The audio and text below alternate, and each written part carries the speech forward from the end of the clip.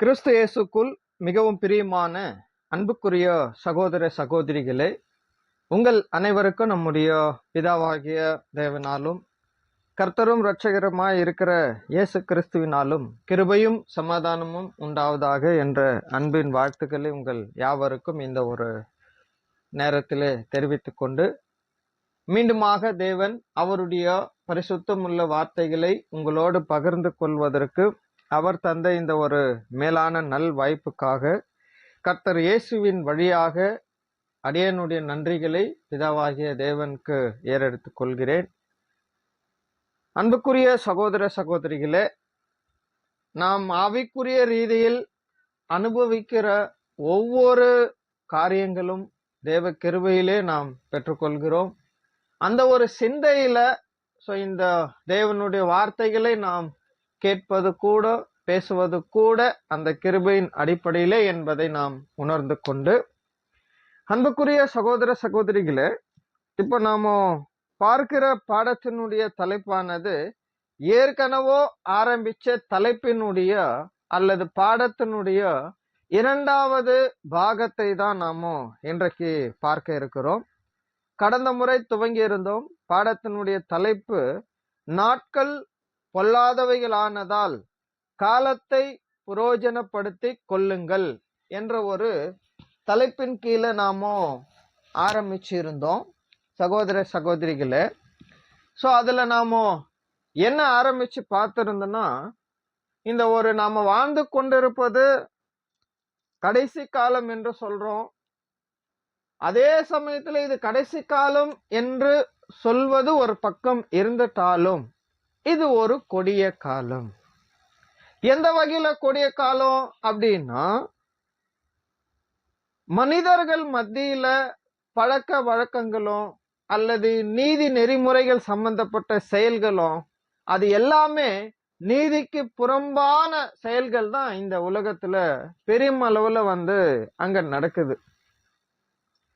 ஏன்னா நல்ல சிந்தை உடைய மனிதர்களே நல்லபடி நடக்கிறதுக்கு அவங்களால முடியாது. இல்ல மற்றவர்களை சரியான பாதையில நடத்தலான்னு முயற்சி எடுத்தாலும் அதுவும் நடக்காது. அந்த முயற்சிகள் எல்லாம் மனித உடைய விஷயத்துல தற்காலத்துல அது தோல்விகள் தான் அடையுது.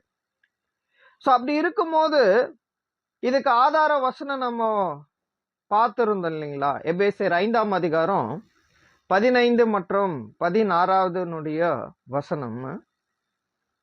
அதாவது இது திருவிழம்ல நம்ம வாசிச்சிருந்தோம். ஆகையால் உங்கள் நடத்தை பற்றி மிகவும் கருத்தாயிருங்கள், ஞானமற்றவர்களாய் வாழாமல் ஞானத்தோட வாழுங்கள். இந்த நாள்கள் பொல்லாதவை, ஆகவே காலத்தை முற்றும் பயன்படுத்துங்கள். பாருங்க, இது ஒரு பொல்லாத காலம், தீமை நிறைந்திருக்கிற காலம். என்ன சொல்லிட்டா, சாத்தானுடைய ஆளுகையும் அவனுடைய அதிகாரத்துவங்களும் அவனுடைய இன்ஃப்ளூயன்ஸும் எல்லாமே கட்டுப்படுத்தப்பட்டு கொண்டு வரக்கூடிய காலப்பகுதி. ஏன்னா இரண்டாம் வருகையில வந்திருக்கிற ராஜாதி ராஜாவும் கர்த்தாதி கர்த்தருமாய் இருக்கிற இயேசு கிறிஸ்துவனுடைய ஆளுகை இங்க நடந்து கொண்டு இருக்கிறத நம்ம பார்க்கிறோம். ஏன்னா அப்படி சொல்லும் போது கூட பைபிள் ஸ்டூடெண்ட் மத்தியில ரெண்டு விதமான நம்பிக்கைத்துவங்கள் இருக்கு. இயேசு கிறிஸ்து இரண்டாம் வருகையில வந்துட்டாரு, ஆனா இன்னொரு ராஜ்யம் ஸ்டார்ட் ஆகல அப்படிங்கிற மனப்போக்கு உடையவர்களும் நமக்கு மத்தியில இருக்கிறார். அதே சமயத்துல இயேசு கிறிஸ்து வந்துட்டாரு, அவருடைய ஆளுகையும் துவங்கிடுச்சு என்ற விசுவாசத்துல இருக்கிறவர்களும் நமக்கு மத்தியில இருக்கிறார். பட் இதை பற்றி நாம முழுமையா இந்த நேரத்துல ஆராய போறது இல்ல. என்னதான் நாம பார்க்க போறோம்னா, ஞானமாக நடந்து கொள்வது என்பது என்ன? இந்த கடைசி காலத்துல எந்தெந்த விஷயத்துல எல்லாம் நாம ஞானமா நடந்து கொள்ளலாம்? ஏன்னா ஞானமாக நடந்து கொள்வது என்பது என்னன்னா, நாம செய்ய போற ஒரு தவறோ அல்லது வீணான செயல்களோ ஏதோ ஒரு விஷயம் நமக்கு ஆபத்தை கொண்டு வரக்கூடியதா இருக்குதுன்னு வச்சுக்கோ. அந்த ஆபத்துக்குள்ள போகிறதுக்கு முன்னமே அல்லது அந்த ஆபத்துக்குள்ள போகாமலே இருப்பதற்கே நாம யோசித்து முடிவெடுக்கிற பாருங்க. அதுதான் ஞானமான நடத்தை. அதாவது இன்னும் சொல்லிட்டா முன் யோசனை. ஒரு செயலுக்குள்ள போகிறதுக்கு முன்னாடியே ஒரு தெளிவு பெற்றுக்கொள்வதுதான் ஞானமான நடத்தை, முன் யோசனை, ஜாக்கிரதை, விழித்திருத்தல் எல்லாமே இதுக்குள்ள அடங்கும் அன்புக்குரிய சகோதர சகோதரிகளே. சோ அப்படி இருக்கும்போது, ஏன்னா சாத்தானுடைய நோக்கமும் விழுந்து போன தூதர்களுடைய நோக்கமும் என்னன்னா, தேவனுடைய சித்தத்தை செய்ய வேண்டும் என்று வாஞ்சியும் வைராக்கியம் ஆவியிலே அனலும் உள்ளவர்களாய் இருக்கிறவர்களை எப்படியாயினும் அந்த நோக்கத்தில் இருந்தோம், இந்த பரம அழைப்பில் இருந்தோம், தேவனுடைய நீதியின் பாதையில் இருந்தோம் அவர்களை விலக்க வேண்டும் என்ற ஒரு எண்ணத்துல, இன்னும் சொல்லிட்டா ஒரு மாதிரி எரிச்சல்ல அவர்கள் நம்மை திசை திருப்புவதற்கு வாய்ப்புகள் இருக்கு. சோ அப்படி இருக்கும்போது, ஒருவேளை நாம தெளிவுள்ளவர்களா இல்லை அப்படின்னா, சாத்தான் இந்த பொல்லாத உலகத்தினுடைய பொல்லாத சிந்தனைக்குள்ள செயல்களுக்குள்ள நம்மளை கொண்டு போய் விட்டுடுவார். இன்னும் சொல்லிட்டா, நாம எந்த இருளை விட்டு வெளியே வந்தோமோ அந்த இருளுக்குள்ளவே நம்மளை தள்ளி விட்டுருவார். அந்த வேலையை ரொம்ப மும்முரமா செய்யறார். சோ அதுல பெரும்பான்மையாக எது வழிவகுக்குது அப்படின்னு பார்க்கும்போது, உலகமும் உலகத்தின் காட்சிகளும் இன்னைக்கு உலகத்தினுடைய வளர்ச்சியுமே நமக்கு மிகப்பெரிய பாதிப்பை உண்டாக்கக்கூடியதாக இருக்கு அன்புக்குரிய சகோதர சகோதரிகளே. அப்ப நாம என்னத்தான் பார்க்கணும் அப்படின்னா, இந்த அதாவது காலத்தை பிரயோஜனப்படுத்தி கொள்ளுங்கள் போது, தேவன் நமக்கு கொடுக்கக்கூடிய ஒவ்வொரு நிமிடங்களும், மணி நேரங்களும், நாட்களும், வருடங்களையும் நாம ஆவிக்குரிய வளர்ச்சிக்கு ஏதுவாகவும் கர்த்தர் இயேசுவினுடைய சாயலை வெகு சீக்கிரத்தில் நிறைவு செய்வதற்கான வாய்ப்புகளையே தேவன் கொடுக்கிறார். அதற்காக அதை நாம பயன்படுத்தி கொள்ள வேண்டும் என்பதுதான் தேவனுடைய விருப்பம். அப்ப சாத்தான் இதிலிருந்து நம்மை திசை திருப்புவதற்கு தான் ரொம்ப முயற்சி எடுக்கிறார். சில சமயங்கள்ல நாம தெளிவும் கவனமும் விழிப்பும் இல்லாத இருக்கிற சமயத்துல சாத்தான் இது போன்ற நம்முடைய உடன்படிக்கையை நிறைவேற்றுவதற்குரிய பாதையிலிருந்து வழிவிலக செய்து விடுகிறார். சோ அந்த வகையில நாம இந்த பொல்லாத காலத்துல நம்முடைய நாட்களை பிரயோஜனப்படுத்தி கொள்ள வேண்டும் என்ற விதத்துல தான் கடந்த முறை நாம பார்த்திருந்தோம். இந்த நேரத்தை சரியாக பயன்படுத்தி கொள்ள வேண்டும் என்ற விஷயங்களை நாம பார்த்தோம். அதுல அநேக காரியங்கள் பார்த்திருந்தோம்.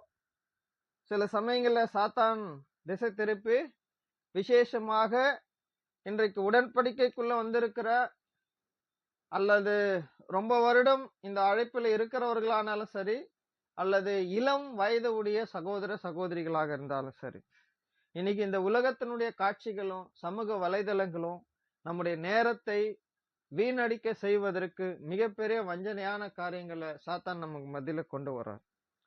அதுல எப்படியெல்லாம் நம்முடைய நேரங்கள் வீணா போகுது என்பது நமக்கே நல்லா தெரியும். ஏன்னா நமக்கு தேவன் கொடுக்கப்பட்ட நேரத்தை நாம வீணாக்கி கொண்டு இருக்கும் போது நாம வீணாக்குறன்னு எல்லாம் தெரியாது. நல்லா புரிஞ்சுக்கங்க. தேவன் நம்முடைய உடன்படிக்கை நிறைவேற்றுவதற்கென்று கொடுக்கிற நேரங்களை நாம வீணாக்கி கொண்டு இருக்கும் போது நாம வீணாக்குறன்னு எல்லாம் தெரியாது. அந்த நேரங்களை வீணடிச்சு முடிச்சு தேவனுக்கு அடுத்த விஷயத்தை ஏதோ ஒண்ணு யோசிக்க முற்படுறோம் பாத்தீங்களா, அப்பதான் தெரியும் நாம இவ்வளோ மணி நேரங்களை வீணடிச்சுக்கிறோம். சோ இதுல இன்னைக்கு இளம் வயது உடைய சகோதர சகோதரிகள் உடன்படிக்கைக்குள்ள தற்காலத்துல வந்திருக்கிற எவரேனும், அவர்கள் யாராக இருந்தாலும் சரி, வேதமானாக்கர்களுடைய பிள்ளைகளாவே பிறந்து சிறு வயது முதற்கொண்டே வளர்ந்து இருந்தாலும், இன்றைய கொடிய காலங்களும் அநேக ஜனங்களை உடைய நேரங்களையும் எண்ணங்களையும் சீர்கெடுக்க பண்ணக்கூடிய சமூக வலைதளங்களிலிருந்து அவ்வளவு சுலபமா தப்பிக்க முடியாது. சோ அதுலெல்லாம் எந்த அளவுக்கு நம்முடைய நேரங்கள் வீணா போகுது என்பதை கடந்த பாகத்துல பார்த்திருக்கிறோம். ஒருவேளை கேட்காதவர்களாக இருந்தா நீங்க அதை கேட்டு பார்க்கலாம். இதனுடைய முதல் பாகத்தை சகோதர சகோதரிகளே.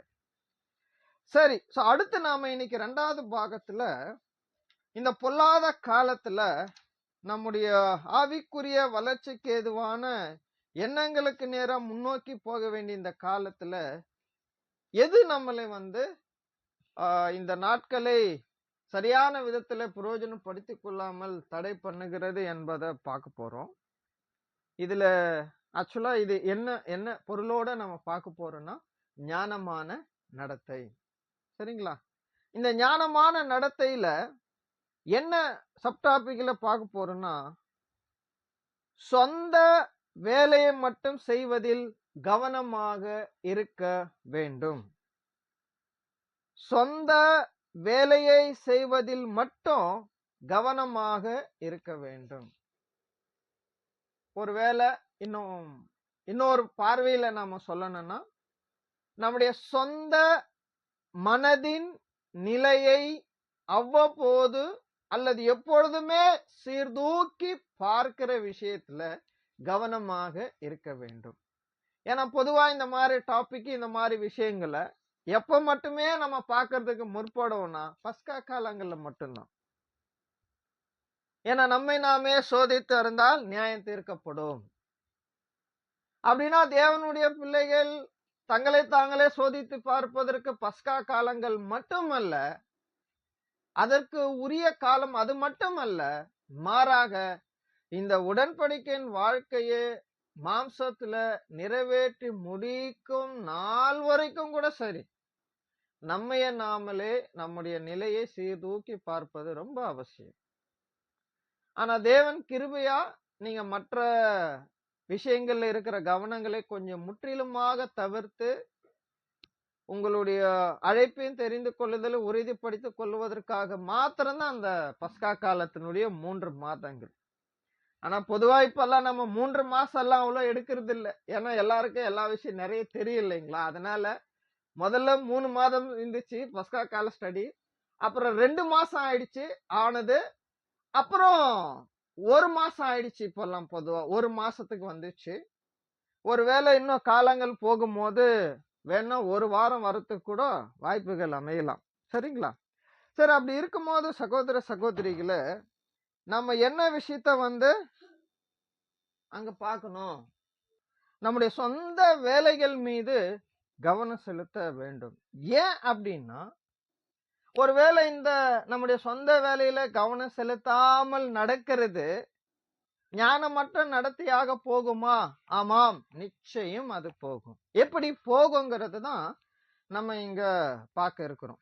அதனால அப்போ ஒருவேளை நம்முடைய சொந்த வேலையை மட்டும் பார்க்கணும், கவனிக்கணுங்கிறதுனால இத நாம என்ன கருத்துல அல்லது என்ன பார்வையில எடுத்துக்கொள்ள கூடாது அப்படின்னா, சுயநலத்தை மட்டுமே கருத்தில் கொள்ளணும், அல்லது தன் ஆவிக்குரிய வளர்ச்சிக்கு மட்டுமே கவனிக்க வேண்டும் என்பது இதனுடைய அர்த்தம் அல்ல, பொருளும் அல்ல. எது? நம்முடைய சொந்த வேலையை மட்டும் செய்வதில் கவனமாக இருக்க வேண்டும் என்ற நிலைய நம்ம இந்த சொல்லப்பட்ட இந்த பார்வையில அல்லது இந்த எண்ணத்துல நினைச்சுக்க கூடாது. அதாவது ஐயோ நம்முடைய சுயநலத்தை மட்டுமே பார்க்கணும், நம்முடைய தனிப்பட்ட ஆவிக்குரிய வளர்ச்சி மேல மட்டுமே கவனங்களை கொடுக்கணும் என்பது அல்ல. ஆனா உண்மை என்னன்னா, நம்முடைய சுய ரட்சிப்பின் மேல முதல்ல முழு கவனம் தேவை. பட் ஆனா அது ஒரு சுயநலத்தின் அடிப்படையில சொல்லப்படல சகோதர சகோதரிகளே. அப்போ மாறாக இதை நாம எப்படிதான் புரிந்து கொள்ளணும்னா, முதல்ல நம்முடைய தனிப்பட்ட வாழ்க்கைய சீர்தூக்கி பார்க்கணும். அதுல நம்முடைய தற்போதைய இருதயத்தின் நிலைகளையும் பார்க்கணும். நம்முடைய நடத்தை எப்படி இருக்கு, நம்முடைய பேச்சு எப்படி இருக்குது இல்லைங்களா? இது போன்ற விஷயங்கள்ல முதல்ல நாம என்ன செய்யணும்னா, முதல்ல நம்முடைய இருதயத்தின் மீது, நம்முடைய மனநிலையின் மீது நாம கவனம் கொடுக்கணும். அதனாலதான் இந்த முழு கவனம் கொடுக்க நம்முடைய சொந்த இருதயத்தின் நிலையின் மீது முழு கவனம் கொடுக்க வேண்டும் என்பதுதான் மேற் சொல்லப்பட்டவனுடைய அர்த்தமாக இருக்கு சகோதர சகோதரிகளே, இல்லைங்களா? அப்ப முதலில் நம் நிலை, அதாவது நம்முடைய மனநிலையை நாம நன்றாக அறிந்திருக்க வேண்டும். இல்லைங்களா? நாம என்ன பேசுறோம், எங்க போறோம், என்ன பண்றோம், யார் கூட இருக்கிறோம், யார பத்தி எப்படி பேசுறோம், இல்லைங்களா? சோ இதே மீது நமக்கு அங்க முழு கவனங்கள் தேவை அன்புக்குரிய சகோதர சகோதரிகளே. ஏன் அப்படின்போது பாருங்க, நம்மை நாமளே நன்கு புரிந்து கொள்வதற்காக தான் தேவன் என்ன பண்றார்? அநேக சத்தியங்கள நமக்கு அங்க வெளிப்படுத்துகிறார். ஆக அன்புக்குரிய சகோதர சகோதரிகளே, தேவனுடைய வார்த்தைகளும் இப்படிப்பட்ட விஷயங்கள தான் நமக்கு என்ன செய்யுதுன்னா, மேற்கோள் காட்டுது. அதாவது என்ன மேற்கோள் காட்டுது அப்படின்னா, முதலாவது உங்களுடைய சொந்த மனதின் நிலையும், சொந்த நடத்தை, சொந்த பேச்சு, பார்வை, யோசனை. சோ இதன் மேல நீங்க என்ன பண்ணுங்க? ஏன்னா பாருங்க, இதுல நீங்க கவனம் கொடுத்தா காலத்தை நாமோ, நாட்களை ஞானமாக, நேரங்களை கவனமாக நம்முடைய ஆவிக்குரிய வளர்ச்சிக்கு பயன்படுத்தி கொள்ளக்கூடியவர்களா இருப்போம். ஏன் அப்படி சொல்றாருன்னா, ஒருவேளை நீங்க சொந்த உங்களுடைய தனிப்பட்ட வாழ்க்கை நிலைய ஒருவேளை கவனிக்காம, உங்க சொந்த இருதயத்தின் நிலைய பார்க்காம, உங்க சொந்த வேலையை மட்டும் நீங்க ஒருவேளை கவனிக்க தவறிட்டீங்கன்னா, ஆட்டோமேட்டிக்கா என்ன நடக்கும் அப்படின்னா, மற்றவர்களுடைய ஏதோ ஒரு விஷயத்துல நாம தலையிடுவதற்கு ஆளாக்கப்படுவோம். ஒருவேளை அப்படி ஆளாக்கப்படும் போது என்ன நடக்கும் அப்படின்னா, மற்றவர், அதாவது இப்ப பாருங்க, நம் வேலையை விட்டு மற்றவர் வேலைக்குள்ள போகும்போது நம்முடைய ஆவிக்குரிய வளர்ச்சி ஆட்டோமேட்டிக்கா இயல்பாகவே அது தடைபடுவதற்கு, அதாவது அதனுடைய ஆவிக்குரிய வளர்ச்சி வளருவதற்கு பதில் தடைபடுவதற்கு ஏதுவாக அது இருந்துரும் அன்புக்குரிய சகோதர சகோதரிகளே. ஆனா நாம இதெல்லாம் சிந்திச்சு பாக்குறது இல்ல.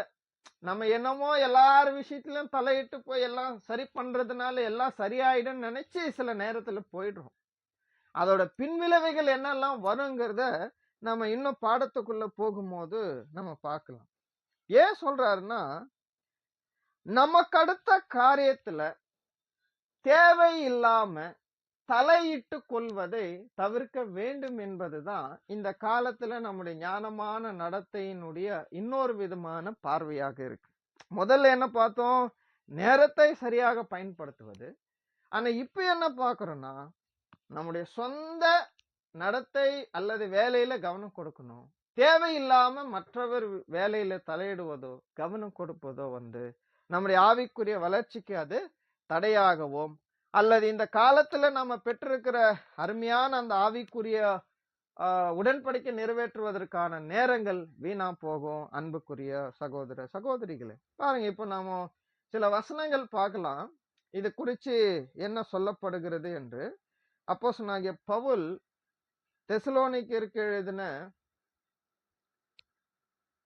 2ஆம் நிருபத்துல 3ஆம் அதிகாரம் 11 மற்றும் 12வது வசனம். நல்லா கவனிச்சு பாருங்க. இது ஒருவேளை அநேகருக்கு பழக்கப்பட்ட வசனங்களா இருக்கலாம். இது திருவிழாமிலே வாசிக்கிறோம். இந்த வசனங்கள் புரிந்து கொள்வதற்கு கொஞ்சம் இலகுவா இருக்கும். என்ன சொல்றாருன்னா, உங்களுள் சிலர் எந்த வேலையும் செய்யாமல் சோம்பேறிகளாக சுற்றி திரிந்து பிறர் வேலையில் தலையிடுவதாக கேள்விப்படுகிறோம். அதாவது என்னன்னா, உங்களுக்குள்ள, அதாவது ஒருவேளை இப்ப நாம உலகத்தை குறித்து பேசுறதுக்கு வாய்ப்பு இல்ல. நம்ம எல்லாருமே ஒவ்வொருத்தரும் ஒவ்வொரு சபை ஐக்கியத்துக்குள்ள இருக்கிறோம். அந்த ஐக்கியத்துக்குள்ள இருக்கிறவர்களுக்கு தான் சொல்றாரு, உங்களுக்குள்ள சிலர் எந்த வேலையும் செய்யாமல். ஆனா சில ஆவிக்குரியவர்கள் என்று சொல்லக்கூடியவர்கள் லிட்டரலாவே உலகத்துக்குரிய வேலை கூட சரியா செய்ய மாட்டார். அதே போல ஆவிக்குரிய சபைக்குள்ள இருந்தும் சபைக்குரிய வேலைகள் ஏதேனோ ஒரு வேலையை அவரும் செய்ய மாட்டார். ஏன்னா எல்லாருக்கும் மைண்ட் செட் எப்படி ஆயிருக்குன்னா, பொதுவா சபையார் மத்தியில மூப்பர் தேர்ந்தெடுத்துட்டோம், உதவிக்காரர் தேர்ந்தெடுத்துட்டோம், அதனால இந்த வேலைகள் எல்லாம் அவங்களே பாத்துக்குவாங்க அப்படின்னு விட்டுருவோம். அவர்களும் காலப்போக்கில் என்ன பண்ணிடுவாருன்னா, அப்போ நாம எல்லாம் தேர்ந்தெடுக்கப்பட்டாதான் எல்லா வேலையும் சரியா நடக்குதுன்னு அவர்களும் காலப்போக்கில் நினைச்சுக்குவாரு. சபையார என்ன பண்ணுவாங்க, அது அவங்களே பாத்துக்குவாங்க. சோ அந்த மாதிரி இல்ல. ஆவிக்குரிய சபைகள், ஒருவேளை நீங்க வேணா ஒவ்வொருத்தரும் நீங்க கேட்டு பாத்துக்கங்களா, உங்களையே நம்மை நாமளே கேட்டுக்கலாமே. நான் ஐக்கியம் கொண்டிருக்கிற ஆவிக்குரிய சபையில என்னுடைய ஆவிக்குரிய வேலைகள் என்று செய்வதற்கு என்ன வாய்ப்பு இருக்குது? சரிங்களா? அல்லது ஆவிக்குரிய வளர்ச்சிக்கென்று நான் தனிப்பட்ட முறையில என்ன வேலைகள், தேவனுடைய வேலைகள்ல நான் ஈடுபடுகிறேன், அதையும் சிந்திச்சு பார்க்கணும்.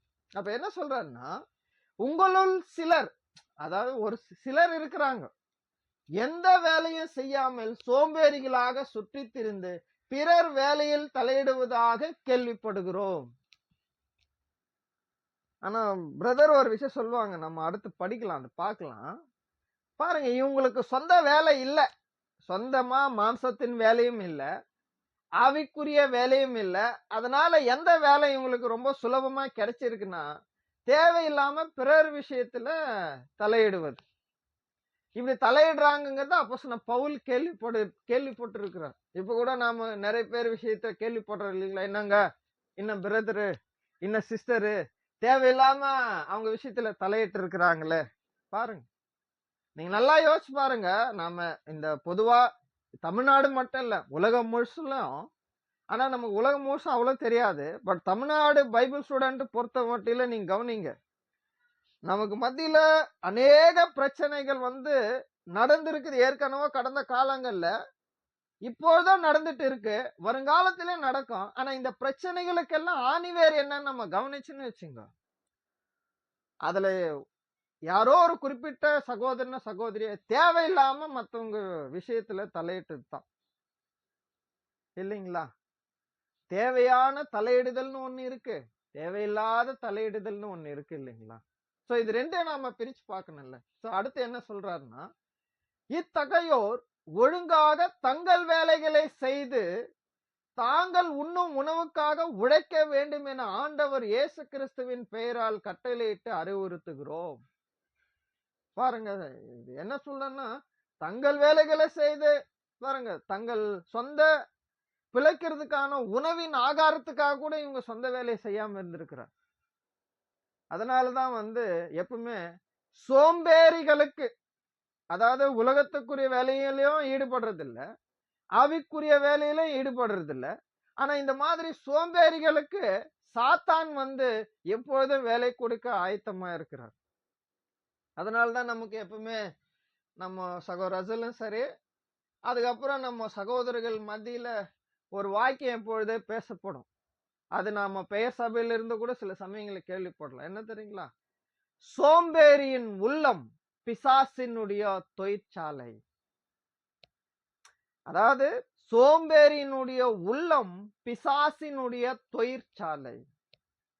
யாரு ஆவிக்குரிய வேலையோ இல்ல மாம்சத்துக்குரிய வேலையோ இல்லைங்களா, இது ரெண்டுத்திலயும் நாம எப்பொழுதுமே ஈடுபட்டு இருக்கணும். அல்லது ஒருவேளை ஆவிக்குரிய வேலையிலேயாவது ஈடுபட்டு இருக்கணும். ஆனா வெறியும் உலகத்துக்குரிய வேலையிலேயே மட்டும் ஈடுபட்டு இருக்கிறது கூட சரியானது இல்லை. ஆனா கான்செப்ட் என்னன்னா, உங்க சொந்த வேலையில நீங்க ஈடுபடாம சும்மா இருந்தா, அப்படி இருக்கிற சோம்பேறிகளுடைய உள்ளத்துல சாத்தான் ஆக்கிரமிப்பு செய்து அவருக்குள்ள நிறைய தயாரிப்புகளை சாத்தான் தயாரிச்சு அவருக்கு கொடுப்பார். ஏன்னா நீங்க நிறைய கம்பெனிஸ் பாத்தீங்கன்னா, அந்த கம்பெனில பொருட்களை உருவாக்கி வெளியே எடுத்துட்டு போய் சேல் பண்ணுவார்.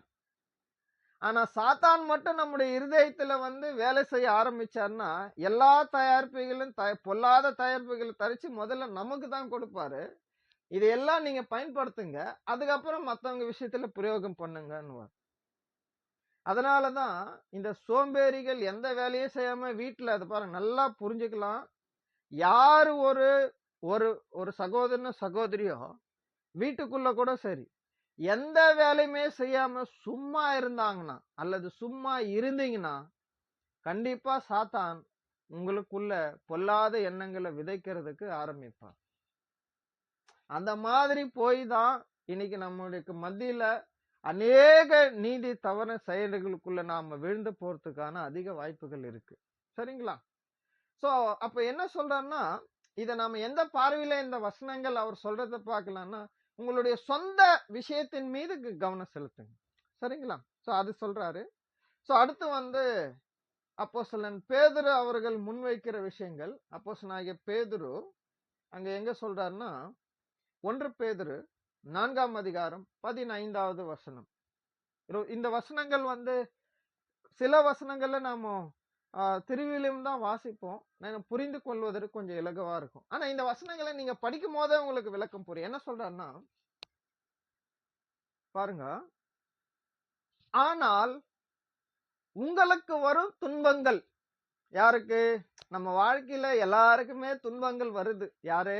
ஆவிக்குரிய ஜனங்களாக இருக்கிற எல்லாருக்குமே வருது. சபையில மூப்பருக்கு வரும், உதவிக்காரருக்கு வரும், ஸ்பீக்கருக்கு வரும், மற்ற சபையின் அத்தனை அங்கங்களுக்கும் வரும் இல்லைங்களா? குடும்பத்துல வரும், ஆவிக்குரிய ஜனங்கள் மத்தியில வரும், உலகத்துல வரும். எல்லார் மத்தியில நமக்கு ஏதோ ஒரு வகையில் என்ன இருக்குது?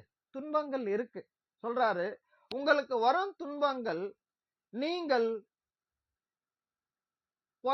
கொலைஞராகவோ, திருடராகவோ, தீமை செய்பவராகவோ, பிறர் காரியங்களில் தலையிடுபவராகவோ இருப்பதால் வந்தவையாய் இருக்க கூடாது.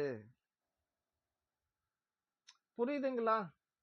இப்ப நம்ம எல்லாருமே சொல்றோம், பிரதர் நமக்கு ரொம்ப கஷ்டம் இருக்குது, ரொம்ப வலி இருக்குது, சகோதரர்கள் மத்தியில நமக்கு ரொம்ப பிரச்சனை இருக்குது. சிலரெல்லாம் என்ன சொல்றாருன்னா, நம்ம பேசாம சபைக்கே போகாம வீட்லயே இருந்து ஆராதனை செய்திடலாம், நம்ம குடும்பத்தோட இருந்து செய்துக்கலாம். ஏன்னா சபைக்கு போறதுக்கே பிடிக்கலைங்க பிரதர். ஏன்? அங்க யாருமே சரியில்லைங்க இல்லைங்களா? அதாவது பொதுவா இன்னையோட நிலவரம் என்னன்னா, அப்படிதான் நம்முடைய நிலை. ஏதோ வேற வழி இல்லாம போற மாதிரியும், ஏதோ ஒரு வழி இல்லாம ஐக்கியம் கொள்வது போன்று இருக்கு. ஏன்னா பிரச்சனை மனநிலையில உண்டாயிருக்கும். அது உங்க மனநிலையில பிரச்சனையா இல்ல அங்க இருக்கிறவங்க மனநிலையில பிரச்சனையா? அது கவனிக்கணும் இல்ல. பாருங்க, இது நல்லா சொல்றாரு, உங்களுக்கு துன்பங்கள் வரும், நீங்க கொலைகாரராகவோ திருடராகவோ. என்னது கொலைகாரன்னா? என்னதுங்க? நாம எல்லாம் போய் நேரடியா கொலை பண்ணுவோமா? அந்த மாதிரி எல்லாம் நம்ம பண்ண மாட்டோம். ஆனா ஒரு ஆவிக்குரிய சகோதரன் சகோதரியுடைய நற்பெயரை கொலை பண்ணுவோம், கொன்று போடுவோம் இன்னொருத்தருடைய இருதயத்துல இல்லைங்களா? இப்ப பாருங்க, ஒரு செத்த பணத்தை யாராவது மதிப்போமா? மதிக்க மாட்டோம்ல. அது மாதிரி நாம எந்த சகோதர சகோதரியோட நற்பெயரை கொலை செய்திருக்கிறோமோ, கொலை பண்ணி இருக்கிறோமோ இன்னொருத்தருடைய இருதயத்துல, அவங்க இவங்கள ஒரு பொருட்டாவே பார்க்க மாட்டாங்க. அவங்க என்னமோ இவங்கள குறிச்ச ஒரு நல்ல அபிப்பிராயத்தை தான் இருதயத்துல வச்சிருப்பாங்க. ஆனா அவங்க பேரை போய் அவங்க விஷயத்துல நீங்க கெடுத்து போட்டீங்க பாத்தீங்களா, அது கொலைக்கு சமங்கிறார். ஏன்னா பொதுவா நம்ம பைபிள் ஸ்டூடெண்ட்டுக்கு என்ன மைண்ட் செட்னா, நேரடியா செய்யற பாவம் தான் ஐயோ பாவம் பாவம் பாவம்னுவாரு. ஆனா இங்க பாரு, தேவன் சொல்றாரு, இன்னொருத்தருடைய பேரு நற்பெயரை கெடுத்து போட்டாலே நீ கொலைகாரன்ற. கொலைகாரன், கொலைகாரர்கள் கூட தேவனுடைய ராஜ்யத்தை சுதந்திரிப்பதில்லை. நேரடியா கொலை பண்றான் உலகத்துல எத்தனையோ பேரு, அவெல்லாம் கூட உயிர் தெழுந்து வந்துருவான். ஆனா இங்க ஆவிக்குரிய கொலை செய்வதே தன்னுடைய பழக்கமாக வைத்துக் கொண்டு இருப்பவர்கள் தேவனுடைய ராஜ்யத்தை சுதந்திரிக்க முடியாது. என்ன சொல்றாருன்னா, நீங்க கர்த்தருடைய சரீரத்துல ஒரு அங்கமா போய் சேர முடியாது. ஆனா இதெல்லாம் நமக்கு நல்லா தெரியும். ஆனா என்னன்னா, இந்த சாத்தானுடைய திசை திருப்பதுனால நம்ம என்ன செய்துறோம்னா, இந்த மாதிரி கொடிதான செயல்களுக்குள்ள நாம் ஆளாக்கப்பட்டுறோம் சகோதர சகோதரிகளே. பாருங்க, அடுத்து என்ன சொல்றாரு? திருடராகவோ. திருடு திருடு. நம்ம போய் இன்னொருத்தர் பொருளை திருடுவோமா? அதெல்லாம் செய்ய மாட்டோம். திருடங்கிறவன் யாருன்னா, இன்னொருத்தருடைய உரிமை பொருளை அவங்களுக்கே தெரியாம எடுத்துக்கொள்றவன் தான் திருட. அப்போ நாம ஆவிக்குரிய ஜனங்கள் மத்தியில திருட்டு வேலை ஏதாவது செய்வோமா? செய்வோம் தான் இவர் சொல்றார். அப்போஸ்தலன் பேதுரு. என்ன திருட்டு வேலை செய்வோம் அப்படின்னா, இன்னொரு சகோதரன் சகோதரியுடைய நற்பெயரையும் நற்சாட்சிகளையும், அல்லது நல்ல விஷயம் இருக்குதோ அவங்க கிட்ட, இல்ல தவறான விஷயம் இருக்குதோ ஏதோ ஒண்ணு, ஆனா அவங்களுக்கே தெரியாம அவங்க பெயரை இன்னொருத்தருடைய இருதயத்துல கெடுத்து போடுறோம் பார். அவங்களுடைய உரிமையானத, அவங்களுடைய சொந்த உரிமைக்குரியத அவங்களுக்கே தெரியாம அவங்க பேரை எடுத்து இன்னொருத்தர் இருதயத்துல கெடுத்து போடுறோம் பாரு, அந்த திருட்டு வேலை தான். ஆனா ஏன்னா இதெல்லாம் சும்மா விடாதுங்க நம்மள. எது சும்மா விடாது? இன்னொருத்தருடைய பேரை கொலை செய்வதும், இன்னொருத்தருடைய நற்பெயர் அவங்களுக்கே தெரியாம திருடுறதும், இதெல்லாம் தேவையில்லாத இந்த வேலைகள் செய்வதின் மூலம் கூட நாம சொந்த இருதய பாதிப்புக்கு ஆளாக்கப்பட்டுடுவோம். அடுத்து என்ன சொல்றாரு? தீமை செய்பவராகும். நீதி தவறி மத்தவங்க விஷயத்துல நாம காண்பிக்கிற பார்வையோ, செய்கையோ, பேச்சோ, நினைப்போ எல்லாமே பாதிப்பு கொண்டு வரும். அடுத்து என்ன சொல்றாரு? பிறர் காரியங்களில் தலையிடுபவராக இருப்பதால் வந்தவைகளா இருக்கக்கூடாது. இல்லைங்களா? இது நம்ம எல்லாருமே சிந்திச்சு பார்க்கணும். இதுல நான் விதிவிலக்கு இல்ல, நீங்களும் இல்ல, யாருமே இல்ல. பாருங்க, ஒரு வசனத்துல ஒரு விஷயத்த நம்ம செய்யக்கூடாதுன்னு சொல்றாருன்னா ஏதோ ஒரு வகையில நாம எல்லாம் செஞ்சிருவோங்கிறது தான் இதனுடைய வெளிப்பாடு. அப்ப என்ன சொல்றாரு? அப்போ இதனால உங்களுக்கு பிரச்சனை வரும், என்ன மாதிரி பிரச்சனைகள் வருங்கிறத நாம பார்க்கலாம் இந்த பாடத்துக்குள்ள இன்னும் போகும்போது. இது இது என்னன்னா, இது நம்மை நாமே மாத்திரமே சீர்தூக்கி பார்க்கணும். சில சமயங்கள்ல ஏன் சில சத்தியங்களை நம்ம கேட்கிறோம், ஆனா ஏன் அது நமக்குள்ள பலன் கொடுக்காம போகுது? ரொம்ப அருமையான பாடம் சத்தியம். ஏன் நாம அந்த பாடத்தினுடைய ஒரு ஆசீர்வாதமான விஷயத்தை ஏன் அனுபவிக்காம போறோம்னா, ஒண்ணு அந்த பாடத்தை பேசுறவருக்கு பொருத்தி பார்த்துருவோம். ஒண்ணு பேசுறவருக்கே பொருத்தி பார்த்து வீணா போயிடுவோம். அப்படி இல்லைன்னா அவர் பேசுறத வேறொருத்தருக்கு பொருத்தி பார்த்து வீணா போயிடுவோம். ஆனா அங்க உண்மை என்னன்னா, நமக்கே அதை பொருத்தாம போயிருதுதான். ஒருவேளை நமக்கு அதான் சொல்ல, உங்க சொந்த வேலையை மட்டும் பாருங்கிறது எதையும் குறிக்கன்னா, உங்க காதுகள்ல நீங்க கேட்கறதுக்கு என்ன சத்தியங்களை தேவன் அனுமதிக்கிறாரோ அது உங்களுக்காக மட்டும்தான். உங்களுக்காக மட்டும் நீங்க ஒரு ஆள் கேட்கறீங்க, இந்த பாடத்தை கேட்டு இருக்கிறீங்கன்னா அது உங்களுக்காக மட்டும்தான் தேவன் கொடுக்கிறது. அதே சமயத்துல பேசுறவருக்காக மட்டுமே அங்க பேசுறதுக்கு தேவன் அனுமதிக்கிறார். ஏன் தெரியுமா? அவரும் அதை கேட்கணும். ஒரு பாடத்தை பேசுறவருக்கு முதல்ல அது அவர் தேவனுக்கு கணக்கு கொடுக்கணும். நீங்க இதெல்லாம் பேசுனீங்களா, நடந்தீங்களாங்கிறது. ரெண்டாவது கேட்கிறவர் இருக்கிறார் பாரு, நீ கேட்ட அப்படின்னுவார். கேட்டதுக்கு நீங்க கணக்கு கொடுக்கணும், பேசினதுக்கு நான் கணக்கு கொடுக்கணும். ஆக மொத்தம் 2 பேருக்குமே இந்த பொறுப்பு இருக்கு. மாறாக நாம 2 பேருமே இதை வேறு ஒருத்தருக்கு பொருத்தி பார்த்துட்டு இருந்தோம்னா நம்ம வீணா போயிடுவோம். அதாவது இந்த சத்தியத்தினுடைய பலனை அனுபவிக்காம போயிடுவோம். சரிங்களா? சோ அதுதான் அங்க மேற்கோள் காட்டுறார். ஆக சகோதர சகோதரிகளே, அப்ப யோசிச்சு நம்ம பார்க்க வேண்டியது மிக அவசியம். பாருங்க, அது இன்னொரு வசனத்துல கூட சொல்றாரு. எங்கன்னா 1 தீமோத்தேயு 5ஆம் அதிகாரம் 13வது வசனம். அது கூட திருவிழியம் தான். என்ன சொல்றாருன்னா, அதோடு வீடு வீடாய் சுற்றி திரிந்து சோம்பேறிகளாக இருக்க கற்றுக்கொள்வார்கள் சொல்லிட்டு, சோம்பேறிகளாக இருப்பது மட்டுமின்றி தகாதவைகளை பேசி வம்பளக்கிறவர்களாயும் பிறர் அலுவல்களில் தலையிடுகிறவர்களாயும் இருப்பார்கள். பாத்தீங்களா? அதாவது அந்த காலகட்டத்துல இருந்திருக்கிறாங்க, சும்மா வீடு வீடா சுற்றி திரியுது இல்லைங்களா? பாருங்க, சில சமயங்கள்ல ஒரு காலத்துல ஆவிக்குரிய சகோதர சகோதரிகள் எல்லாம் தங்களுக்கு கிடைக்கிற நேரங்கள்ல சகோதர சகோதரிகளோட போன் போட்டோ இல்ல நேர்லயே போய் சந்திச்சு ஆவிக்குரிய சத்தியங்கள் பரிமாற்றம் கொள்வதற்கெல்லாம் பயன்படுத்தினது ஒரு காலம். ஆனா இப்பயும் பயன்படுத்துறாங்க சிலர்.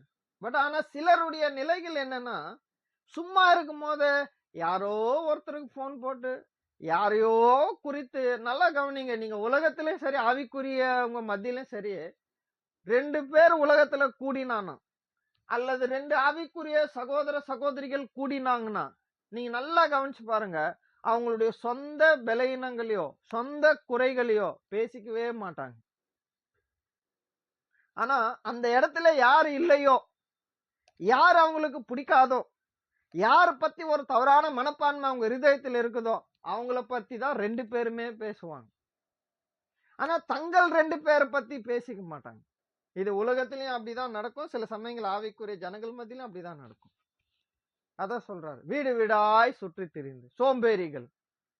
இல்லைங்களா? சகோதரர் பார்க்கணும், சகோதரிகளை பார்க்கணும். போய் மணிக்கணக்குல உட்கார்ந்து யார் பத்தி பேசுறீங்க? தேவன் பற்றியா, கர்த்தர் பற்றியா, இல்ல உங்களுடைய சொந்த பலவீனங்கள் குறைகள் பற்றி இல்லையே. சோ அது அந்த விஷயம் சொல்லிட்டு அப்ப என்ன சொல்றாரு? சோம்பேறிகளாக இருக்க கற்றுக்கொள்வார். சோம்பேறிகளாக இருப்பது மட்டுமின்றி தகாதவற்றை பேசி வம்பளுக்கிறவர்களாகவும். தேவையில்லாம அத சொல்லணும். நம்ம வாழ்க்கையில அநேக பிரச்சனைகள் வருவதில்ல. இதுவும் ஒரு பிரச்சனை. என்ன பிரச்சனைன்னா, தேவையில்லாம மற்றவங்க பத்தி பேசுறது. நம்ம அசால்ட்டா யார் பத்தியோ பேசிட்டு இருப்போம். ஆனா நல்லா கவனிங்க, நீங்க யார் பத்தி தவறா பேசுனீங்களோ, யார் அதுல காதுல கேட்டாரோ, அவர் ரொம்ப நாள் சும்மா இருக்க மாட்டார். என்னைக்காவது ஒரு நாள் சம்பந்தப்பட்டவர்கிட்ட உங்களை போட்டு கொடுத்துருவார். அப்படி சொல்லி விட்டாருன்னு வச்சுங்க, பல வருஷம் ஆயிட்டு இருக்கும் நீங்க சொல்லி.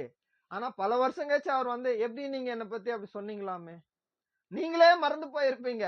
ஆனா வந்து அவர் பேசும்போது நீங்களே மறந்து இருப்பீங்க. அட எப்போ பேசணும்? ஆனா நீங்க பேசுறத கேட்டார் பாத்தீங்களா, அவங்க ரொம்ப ஆழ் மனசுல நல்லா பதிய வச்சிருப்பாங்க. அதனாலதான் சொல்றது, ஆவிக்குரிய ஜனங்களாவே இருந்தா கூட சரிங்க. அவங்க கிட்ட எதை சொல்லணும் சொல்லக்கூடாதுங்கிறத நாம முதல்ல நல்லா புரிஞ்சுக்கணும். ஏன்னா யாரு எப்போ எந்த நேரத்துல எந்த சூழல்ல மாறுவாங்கங்கிறதே நமக்கு தெரியாது. சரிங்களா? அதனால எல்லார்கிட்டயும் வார்த்தை விட்டீங்கன்னா நம்ம தான் மாட்டுவோம். சோ அது புரிந்து கொள்ளணும். சரிங்களா? சொல்லிட்டு இன்னும் சொல்றார், பிறர் அலுவல்களில் தலையிடுவர்களாகவும் இருப்பார்கள். இருக்கிறாங்க. இன்னொரு சபை பிரச்சனை, அதுக்குள்ள போய் தலையிடுறது, தேவையில்லாம போய் ஒவ்வொரு விஷயத்திலயா தலையிடுறது. நல்லா பாருங்க, நீங்க நல்லா கவனிங்க. தேவையில்லாம எங்கேயாவது போய் நம்ம தலையிட்டோம்னா நமக்கு தான் ஒரு காயத்தை ஏற்படுத்திட்டு நம்ம வந்துருவோம். பாருங்க, இப்போ ஒரு ஒரு ஒரு தலையணை இருக்கு. ஒரு தலையணையில போயிட்டு பஞ்சு மாதிரி இருக்கிற ஒரு தலையணை, அதுல போய் தலை முட்டினா எந்த சேதாரம் மெத்து மெத்துன்னு இருக்கும். ஆனா அதே ஒரு சுவர்ல போய் தலையை முட்டினா நமக்கு என்ன ஆகும்? காயம் உண்டாகும் இல்லைங்களா? அதான் தேவையற்ற கடினமான காரியங்கள்ல தலையிடுவது அதுதான் உண்டாகும். சரிங்களா? ஏன்னா சகோதர சகோதரிகளை இந்த விஷயத்த நம்ம என்ன செய்யணும்? ரொம்ப கவனத்துல கொள்ள வேண்டியது அவசியமா இருக்கு. அதே விஷயத்த என்ன சொல்றாருன்னா, 1 தெசலோனிக்கேயர்ல 1 தெசலோனிக்கேயர் 5:14 அங்கே இதான் சொல்றாரு. 1 தெசலோனிக்கேயர் 5:14 அன்பர்களே, நாங்கள் உங்களுக்கு தரும் அறிவுரை இதுவே, சோம்பேறிகளுக்கு அறிவு புகட்டுங்கள், மனத்தளர்ச்சி உள்ளவர்களுக்கு ஊக்கம் மூட்டுங்கள், வலுவற்றோருக்கு உதவுங்கள், எல்லாரோடும் பொறுமையா இருங்கள். பட் சோம்பேறிகளுக்கு என்ன பண்ணுங்க? அறிவு புகட்டுங்கள். அப்படின்னா இது வந்து சபையில நல்ல முதிர்ச்சி நிலையில இருக்கிற சகோதரர்களுக்கு சொல்ற. சோம்பேறிகளுக்கு நீங்க என்ன பண்ணுங்க? ஏன்னா கண்டிப்பா சோம்பல ஆவிக்குரியதுலயோ இல்ல மாம்சத்துக்குரிய, ஏன்னா மாம்சத்துக்குரிய வேலையில சோம்பேறியா இருந்தா சாப்பாடு கிடைக்காது, பணம் கிடைக்காது, அன்றாட பிழைப்பு நடத்த முடியாது, அதுலயும் ஒரு பாதிப்பு உண்டாகும். அதே சமயத்துல ஆவிக்குரிய சோம்பேறிகளா இருந்தா தேவனுக்கு அடுத்த ஜெபங்களோ வேதத்தை படிப்பதோ ஆவிக்குரிய ஐக்கியங்கள்ல கலந்து கொள்வதோ இல்ல ஆவிக்குரிய தேவனுடைய வேலையில பங்கு எடுப்பதோ எதுவுமே இல்லாம ஒரு சோம்பேறியா இருந்தா ஆவிக்குரிய வளர்ச்சியில எல்லாம் முன்னோக்கி போக முடியாது. ஒருவேளை நீங்க உலகத்துக்குரிய வேலையில வேணா மும்முரமா இருக்கலாம், பட் நாம ஆவிக்குரிய வேலையில அதை விட மும்முரமா இருக்கணும். அதுதான் வளர்ச்சி. இல்லைங்க, ஆவிக்குரிய வாழ்க்கையில ஒரு வளர்ச்சியே நம்ம வாழ்க்கையில இல்லைங்கிறத நம்ம பாக்கறோம். அப்ப ஆவிக்குரிய வேலையில சோம்பேறிகளா உட்கார்ந்து இருக்கிறோம் இல்லைங்களா? பிரதர், இன்னைக்கு அந்த மாதிரி சோம்பேறிகளா இருக்கிற வாய்ப்பு இல்லைங்க. இன்னைக்கு நிறைய சப்ஜெக்ட், ஆன்லைன் சப்ஜெக்ட்ஸ் இருக்குது, நிறைய மேகசின்ஸ் இருக்குது. ஏன் இன்னைக்கு கூகுள்ல BibleStudent.com பைபிள் ஸ்டூடெண்ட் லைப்ரரி 1, 2, 3 அடிச்சா மொத்தமே வந்துருதே. பிரதர், நாங்க சுறுசுறுப்பா தானே இருக்கிறோம், வேலை தானே செஞ்சுன்னு பரவாயில்ல. நம்ம வந்து நிறைய கூடுகை கலந்துக்கிறோம், கேட்கிறோம், எல்லாத்துலயுமே நம்ம தேவனுடைய வேலையில ஈடுபட்டு தானே இருக்கிறோம். அது எப்படி சோம்பேறித்தனமா இருக்கும்? ஆனா நல்லா கவனிங்க, தேவனுக்கு அடுத்து இவ்வளோ தினமும் ஜெபிக்கிறோம், தினமும் பேசுறோம், கேட்கிறோம், படிக்கிறோம், கூடுகையில எல்லாமே தானே செய்யறோம். அது எப்படி அதுல போய் சோம்பேறித்தனம் வெளிப்பட்டுரும்? ஆமா, அதுல கூட ஒரு சோம்பேறித்தனம் வெளிப்படும். எப்படி? நாம தான் கவனிக்கணும் எப்படின்னு. நான் டெய்லியும் பாருங்க, சிலர் எல்லாம் சகோதரன சகோதரி காலையில கண் விழிச்சது முதல் தனக்கு கிடைக்கிற எல்லா நேரங்களிலும் பாடங்கள் கேட்பது, படிப்பது, பேசுவது எல்லாம் மூழ்கி இருக்கிறார். அப்ப அது சோம்பேறித்தனம் கிடையாதா? ஆமா, அது சோம்பேறித்தனம் கிடையாது. அப்ப எது அதுலயும் ஒரு சோம்பேறித்தனம் வருமா? ஆமா வரும். எப்படி வரும் பாருங்க. நீங்க இவ்ளோ நேரத்தை செலவு பண்ணி, இவ்ளோ பலத்தை கவனத்தை செலவு பண்ணி, எல்லாம் கேட்டது படிச்சது எல்லாத்தையுமே நடைமுறை வாழ்க்கையில நடைமுறைக்கு கொண்டு வருவதுல உழைக்காம, கவனம் கொடுக்காம, வேலை செய்யாம இருந்தா அதுவும் சோம்பேறித்தனம் தான். புரியுதுங்களா? நீங்க ஆவிக்குரிய வேலைகள் எல்லாம் செய்யறீங்க. நாம எல்லா வேலையும் செய்யறோம். ஏன் சில சமயங்கள்ல மூப்பர்களாவே இருந்தா கூட சரி, அவரு கூட எல்லா வேலையும் நீங்க எல்லா வேலையும் செய்யலாம். ஒரு ஊரா போய் எல்லாருக்கும் சத்தியம் சொல்லலாம். எல்லாருக்கும் எல்லா ஊழியும் நீங்க செய்யலாம். பட் ஆனா நீங்க கேட்ட சத்தியங்கள், நீங்க பேசின சத்தியங்கள், அதை நடைமுறை வாழ்க்கைக்கு கொண்டு வருவதற்கான கவனங்களையும் முயற்சிகளையும் பிரயாசங்களையும் எடுக்கல, விட்டுட்டோம்னா அது கூட ஒரு விதமான ஆவிக்குரிய சோம்பேறித்தனம் தான். ஏன்? நீங்க பல வருடங்கள் ஊழியம் செய்தோம், பல பாடங்கள் கேட்டோம், பல பாடங்கள் பேசியும் படித்தோம், எல்லாமே செஞ்சோம்.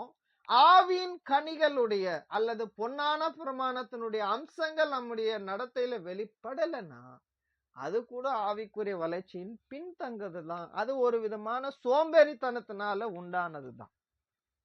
சரிங்களா? சோ அது நாம கவனத்துல பார்க்கணும் அருமைக்குரிய சகோதர சகோதரிகளே. அப்ப பாருங்க, ஏன்னா சில சமயங்கள்ல தேவையில்லாம மற்றவங்க விஷயத்துல தலையிடுவது எவ்வளவு ஆபத்தானது என்பதை நம்மில் அநேக நம்முடைய சொந்த அனுபவங்கள் மூலம் உணர்ந்திருப்போம் இல்லைங்களா? பாருங்க, இந்த தேவையில்லாத விஷயத்துல தேவையில்லாத காரியங்கள்ல தலையிட்டதுனால நாம எவ்வளோ பிரச்சனைகளுக்கு ஆளாகி இருக்கிறோம் என்பது நமக்கே நல்லா தெரியும் இல்லைங்களா?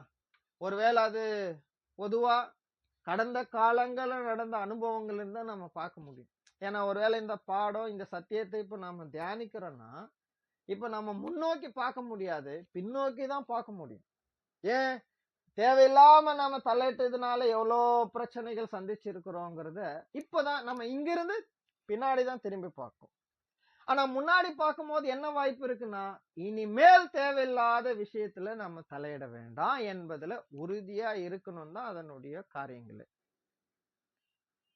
ஆனா நம்ம எல்லாரும் தெளிவா இருப்போமா? இதுல தெளிவா இருக்கணுங்கிறது தான் உண்மை. ஆனா நம்ம எல்லாருமே பொதுவா இந்த மாதிரி விஷயங்களை விழுந்து போடுவதற்கான வாய்ப்புகள் இருக்கு அன்புக்குரிய சகோதர சகோதரிகளே.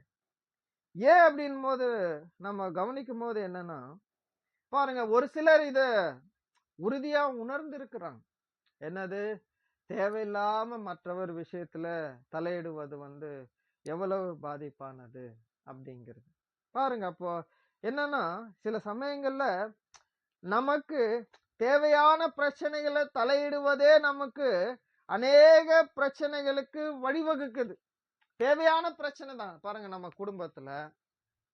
குடும்பத்தை சார்ந்தவர்கள், நம்முடைய ஆவிக்குரிய குடும்பத்தை சார்ந்தவர், அதாவது மாம்சத்தின் குடும்பத்தை சார்ந்தவர், இவங்களுடைய தனிப்பட்ட விஷயத்துல தலையிடுவதற்கு நமக்கு முழு உரிமை இருக்கு. ஆனா அப்படி தேவையுள்ள பிரச்சனைகளை தலையிடுவதே நம்ம அநேக பிரச்சனைகளுக்கு வழி நடத்தி இருக்குது. அப்படி இருக்கும்போது தேவையற்ற பிரச்சனைகளை தலையிடுவது எவ்வளவு கொடிதான பிரச்சனைகளை நமக்கு கொண்டு இருக்குது என்பதை நம்ம கவனத்துல கொள்ளணும். அது எப்பவுமே எல்லாவற்றையுமே நம்ம இப்பதான் சிந்திக்க முடியும். கடந்த காலத்தினுடைய அனுபவங்கள், தேவையில்லாம மற்றவங்களுடைய தனிப்பட்ட வாழ்க்கை, தேவையில்லாம மற்றவங்க சபை பிரச்சனைகள், எவ்வளோ விஷயம். தேவையான பிரச்சனைகளை தலையிடுவது தேவனே அது நீதியின்படி செய்யறதுக்கு வைக்கிறார். தேவையான பிரச்சனைகளுக்கு அது கூட தேவன் அனுமதிச்சாதான் அது. சரிங்களா?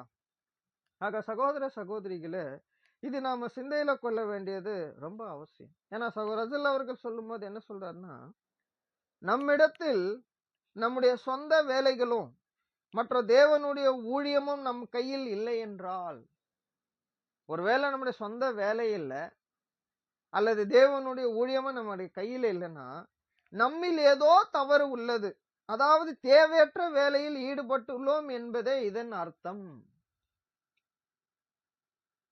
அவை மாம்சத்துக்குரிய வேலை கூட இல்லை, அல்லது சொந்தமா உங்களுடைய தற்பரிசோதனை, சுய அதாவது சுய பரிசோதனைகள், சுயத்தை மேல் சீர்தூக்கி பார்ப்பது, இது நடக்கல, இல்ல தேவனுக்கு அடுத்த வேலையில எது ஒண்ணுல கவனம் செலுத்தல அப்படின்னா ஏதோ நம்ம விஷயத்தில் தவறு நடக்குது. அது ஏதோ தேவையில்லாத வேலையில நம்மள ஈடுபடுத்தி உள்ளதுதான் இதனுடைய அர்த்தங்கிற. உங்க சொந்த வேலையில நீங்க இல்லைன்னா, அதான் சும்மா இருக்கிறீங்கன்னா ஏதோ சாத்தான் ஒரு வேலை கொடுத்திருக்கிறான்னு அர்த்தம். மாம்சத்தோட வேலையிலும் இல்ல, ஆவிக்குரிய வேலையிலும் இல்ல, ஆனா சும்மா இருக்கிறீங்க, ஒரு வேலை செய்யறீங்க. ஆனா அந்த வேலை யாரு கொடுத்திருப்பாருன்னா சாத்தான் கொடுத்திருப்போம் இல்லைங்களா? அதெல்லாம் நம்ம சிந்திச்சு பார்க்கணும். அதான் சொல்லுவோம், யாருக்கோ போன் பண்ண, சும்மா இருக்கிறேன்னு நினைச்சு யாருக்கோ போன் பண்ணுவோம். ஆனா போன் பண்ணா 2 பேரும் சேர்ந்து யாரோடைய மண்டையே போட்டு உருட்டின்னு இருப்போம். நான் இருக்கிறேன், நான் உங்களுக்கு போன் பண்றேன், இல்ல நீங்க சும்மா இருக்கிறீங்க எனக்கு போன் பண்ணீங்க. நம்ம 2 பேரும் சும்மா இருக்கும்போது போன் பண்ணா இன்னொருத்தர் ஒரு மண்டைய, இன்னொருத்தருடைய பேரை, இன்னொருத்தருடைய நிலைமையை நம்ம 2 பேருமே போட்டு உருட்டிட்டு இருப்போம். சோ அது சாத்தான் கொடுக்குற வேலை. புரியுதுங்களா சகோதர சகோதரிகளே? அதுதான் சகோதர சகோதரிகளுக்கு போன் பண்ணா கூட எதுக்காக பண்றோங்கிறத முதல்ல நம்ம முடிவு பண்ணணும். அதுக்கப்புறம் என்ன ஆவிக்குரிய ரீதியில நியாயமா என்ன முடிவு பண்ணணுமோ அதையே பேசணும். அதுக்கு மேல ஒரு வார்த்தை வரும்போது அதோட பேச்சு முடிச்சுக்கணும். ரொம்ப நேரம் சத்தியத்தை குறிச்செல்லாம் பேச முடியாதுங்க. சும்மா ஒரு 10 நிமிஷம் 5 நிமிஷம். ஆனா 1 மணி நேரம் 2 மணி நேரம் நம்ம போன்ல பேசணும்னா கண்டிப்பா அது ஆவிக்குரிய வளர்ச்சிக்கானதா ஒருபோதுமே இருக்காது. இந்த காலகட்டம் அப்படிதான். ஏன்னா எல்லாருமே எல்லா வகையிலுமே ஏதோ ஒரு வகையில மத்தவங்களால பாதிக்கப்படுறாங்க. அந்த பாதிப்பை எப்படி தன் மன ஆதங்கத்தை சரி பண்ணி கொள்ளணும்னு தெரியாதனால அதை யாருக்கிட்டையாவது சொல்லியாவது ஒரு மன ஆதங்கத்தை அவர் சாந்தம் அடைஞ்சுக்கிறார். சரிங்களா? இது எல்லாமே ஒரு விதமான வஞ்சனை தான். இதுக்கு யாரும் விதிவிலக்கெல்லாம் கிடையாதுங்க. சரிங்களா? அப்படி இருக்கும்போது சகோதர சகோதரிகளே, அதே சமயத்துல நம்ம மத்தவங்க விஷயத்துல தேவையில்லாம தலையிடக்கூடாது என்பதனால, சரிங்களா, நம்முடைய பராமரிப்புக்கு கீழாக இருப்பவர்களுடைய ஆவிக்குரிய நலனுக்கடுத்த விஷயத்தில் கவனமற்றவர்களாக இருக்க வேண்டும் என்பது அதனுடைய அர்த்தமும் அல்ல. புரியுதுங்களா பிரதர்? இப்ப நம்ம குடும்பத்துல இருக்கிறாங்க, மனைவியோ கணவனோ பிள்ளைகளோ யாரோ இருக்கிறாங்க, இல்ல நம்ம உறவுகளுக்குள்ள இருக்கிறாங்க போது அவங்க எல்லாருமே சில சமயங்கள்ல சிலருடைய ஆவிக்குரிய பராமரிப்புக்கு கீழே தான் அநேகர் இருப்பாங்க. சோ அப்படி இருக்கும்போது அதனால அவங்களுடைய ஆவிக்குரிய நலன் கடுத்த விஷயத்துல நம்ம கவனமற்றவர்களா இருக்க வேண்டும் என்பது மேல சொல்லப்பட்டதனுடைய அர்த்தம் அல்ல. அதாவது உங்களுடைய சொந்த வேலையிலோ தேவனுடைய ஊழியத்திலே நீங்க இல்லைன்னா நீங்க வேற ஏதோ ஒரு வேலை செஞ்சுட்டு இருக்கிறீங்க அப்படின்னு சொல்றது இந்த மாதிரி தன்னுடைய ஆவிக்குரிய பராமரிப்புக்கு கீழே இருக்கிறவர்களுடைய வளர்ச்சியை கவனத்துல கொள்ளக்கூடாது என்பது அதனுடைய அர்த்தம் இல்லை. மாறாக என்னன்னா, நம்முடைய உறவுகளாகவே இருந்துட்டாலும் அவர்களை ஆவிக்குரிய பராமரிப்பிற்கு கீழே நடத்த வேண்டிய ஒரு பொறுப்பிலேயே தேவன் நம்மளை வச்சு இருந்தாலும் கூட அவர்களுடைய உரிமை மற்றும் தனித்தன்மையை மீறி அவர்கள் வளர்ச்சியில தலையிடக்கூடாது, அல்ல தனிப்பட்ட விஷயத்துல தலையிடக்கூடாது. புரியுதுங்களா?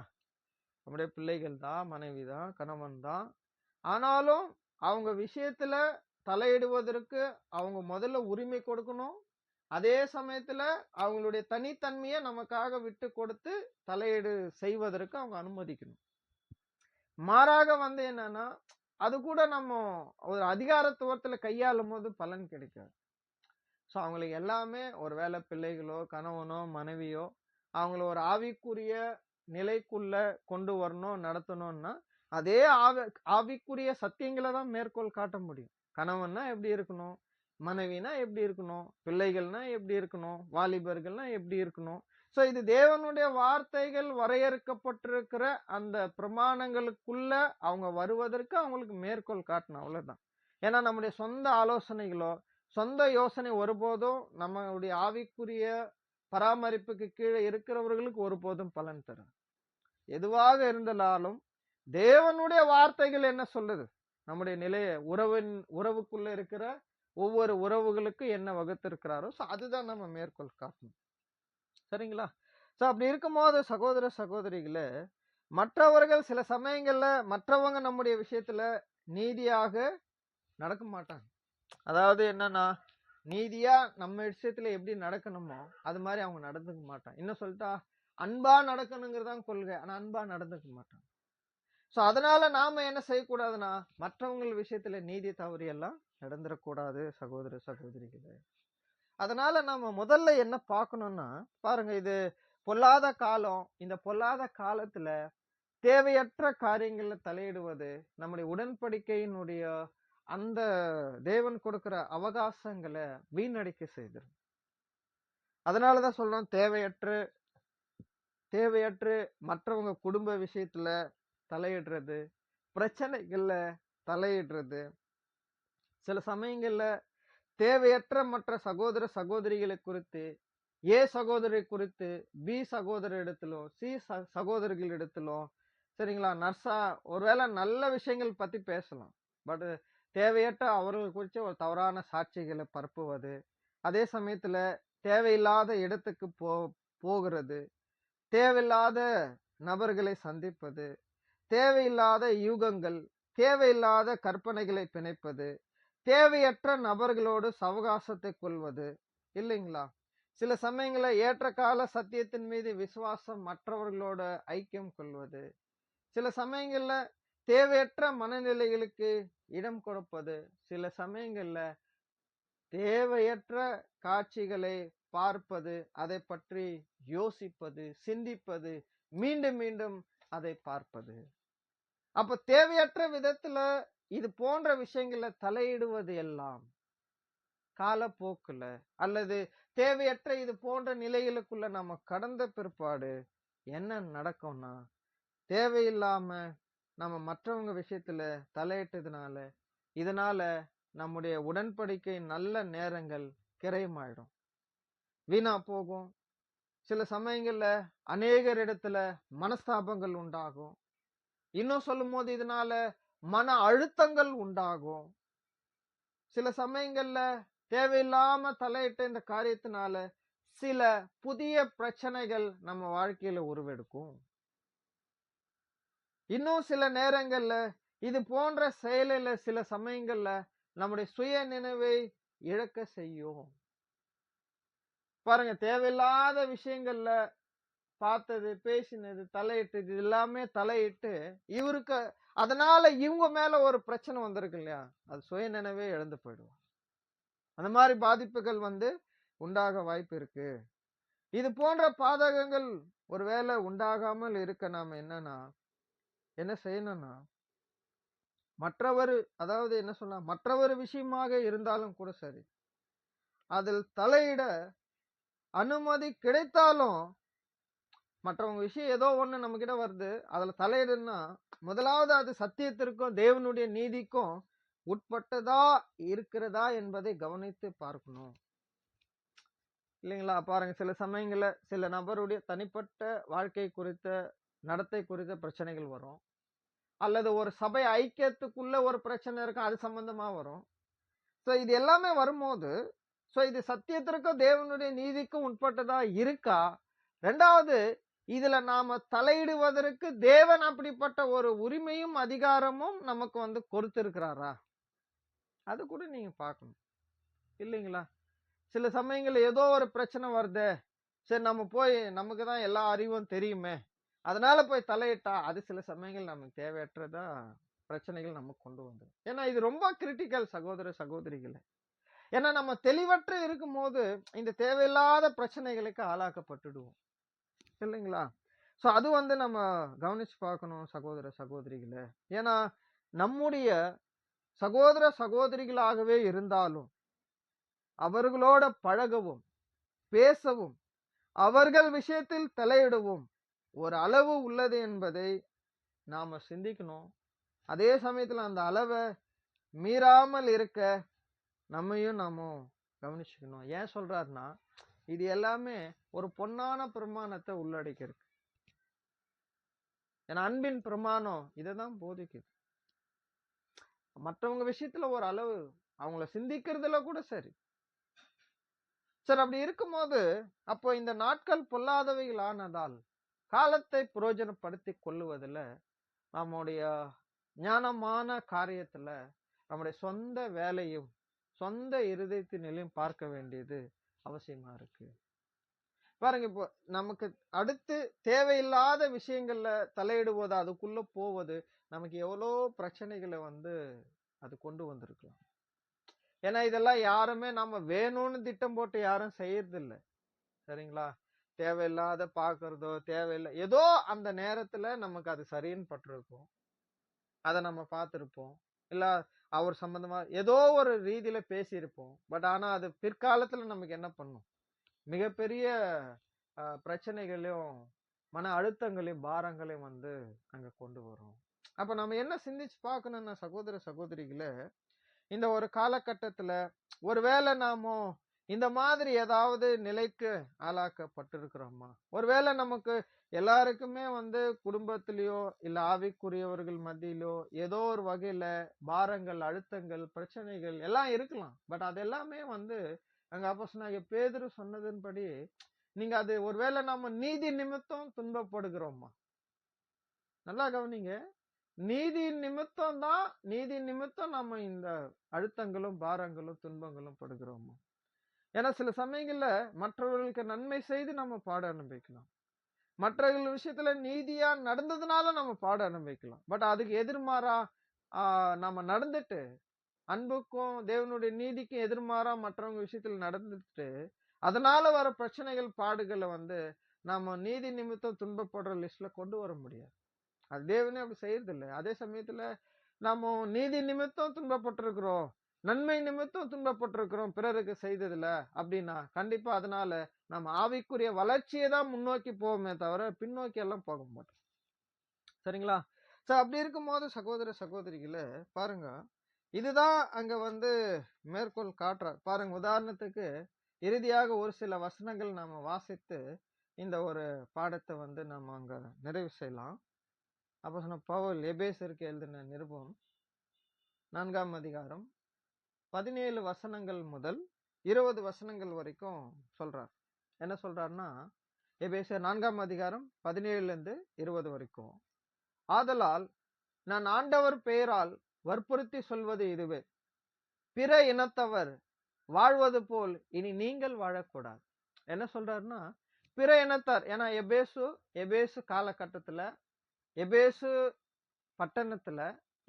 பட்டணத்துல இருந்த சபையார் மத்தியில சுற்றுச்சூழல் எப்படி இருந்துச்சுன்னு ஒரு சிலருக்கு தெரியலாம். ஏன்னா அது ரொம்ப ஒழுக்கக்கேட்டுல மிகப்பெரிய இடம் பெற்றிருந்த ஒரு இடம் எபேசு பட்டணம். சோ அங்க எல்லாம் அதுல இருந்து சத்தியத்துக்குள்ள வந்தவர்களுக்கு இந்த ஆலோசனையை சொல்றார். என்னன்னா பாருங்க, பிற இனத்தார் மற்ற ஜனங்கள் வாழ்வது போல இனி நீங்கள் வாழக்கூடாது. அவர்கள் தங்கள் வீணான எண்ணங்களுக்கு ஏற்ப வாழ்கிறார்கள். பாருங்க, வீணான சிந்தை, வீணான எண்ணம், அதற்கு ஏற்ப அவங்க என்ன செய்யறாங்கன்னா வாழ்கிறார்கள் என்று சொல்றார். இன்னைக்கு நம்ம உலகத்துல மற்ற ஜனங்கள் மத்தியில அவங்க வாழ்க்கைக்குன்னு எந்த விதமான கட்டுப்பாடுகளோ நீதி நெறிமுறை எது ஒன்றும் கிடையாது. அவங்க இஷ்டத்துக்கு நடப்பாங்க. அது சொல்லிட்டு அவர்கள் தங்கள் வீணான எண்ணங்களுக்கு ஏற்ப வாழ்கிறார். இங்கேயும் அதே தான் சொல்ல வராரு. ஒருவேளை வீணான சிந்தைக்கு நாம பாருங்க, இப்ப நம்ம இவ்வளோ பிரச்சனைகள் பத்தி பேசணும்ல, எப்படி எல்லாம் பிரச்சனை வரும்னு நம்ம பேசணும்ல, இது எல்லாத்துக்குமே காரணம் ஆணிவேர் என்னன்னா தேவையில்லாத சிந்தனைக்கு இடம் கொடுத்ததுனாலதான் இதெல்லாம் நடந்து நிறைவேறுகிறது. ஏன்னா நமக்கு நல்லா தெரியும் இல்லைங்களா, ஒரு செயல் ஒரு செயலை நம்ம நிறைவேற்றி முடிக்கணும்னா அது ஆல்ரெடி நமக்கு ஒரு சிந்தையா தோன்றி இருக்கும். அந்த சிந்தைய நம்ம பல முறை திரும்ப திரும்ப யோசிச்சிருப்போம். அது ஒரு முறை அந்த சிந்தைக்கு ஏற்ற செயலை நம்ம செய்தும் பார்த்திருப்போம். அது நாளடைவில் என்னன்னா அது வெளிப்படையா நம்மள செயல் அளவுக்கு பழக்கப்படுத்திடும்.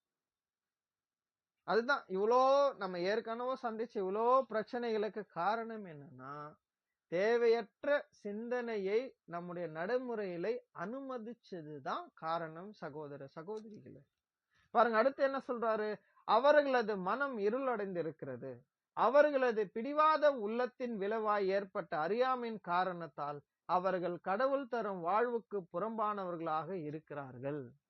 இன்னைக்கு உலகத்துல இருக்கிறவங்க நிலை அதுதான். அவர்கள் உள்ளம் மறுத்து போய் பேராசை கொண்டு ஒழுக்கக்கேடான செயல்களில் எல்லாம் ஈடுபட்டு தங்களை காம வெறிக்கு உட்படுத்தினார்கள். ஆனால் நீங்கள் கிறிஸ்துவை பற்றி கற்றறிந்தது இதுவல்ல. அதாவது கிறிஸ்துவனிடத்துல நம்ம கற்றுக்கொண்டது, ஏன்னா அவர்கிட்ட என்னன்னா பிலிப்பியர் 2:5 சொல்லுவார் இல்லையா, கிறிஸ்து இயேசுக்குள் இருந்த சிந்தையே அல்லது மனநிலையே உங்களிலும் இருக்க கடவுது. சோ இங்க இது எல்லாமே என்னன்னா ஒரு சிந்தையில ஏற்பட்ட மாற்றங்கள் தான், வேற ஒண்ணும் இல்ல சகோதர சகோதரிகளே.